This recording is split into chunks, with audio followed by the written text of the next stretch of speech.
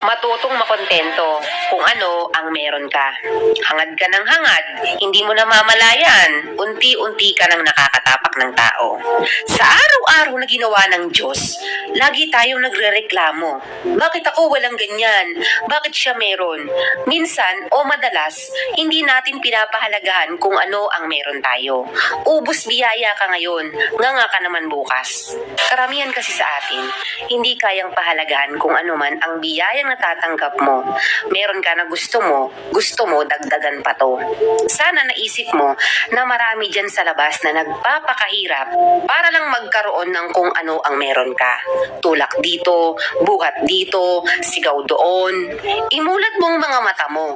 Marami kang makikita sa paligid mo na ganyan. Samantalang ikaw, ang lakas mo pang magreklamo.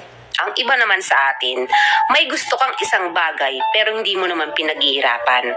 Di naman parang aso yan na pag tinawag mo, lalapit na lang basta-basta sa'yo. Gusto mo nakahiga ka lang dyan, naghihintay kung ano ang darating? Sa tingin mo, may magandang mangyayari sa'yo? Wala naman eh. Ang pinakamagandang gawin kasi, kung ano ang meron ka, matuto kang makontento. Pasalamatan mo to. Mapalad ka dahil meron kang ganyan.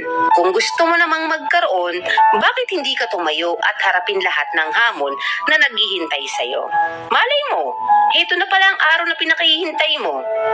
Huwag kasing pairalin ng katamaran at matutong makontento sa kung ano ang meron ka. Real talk lang yan.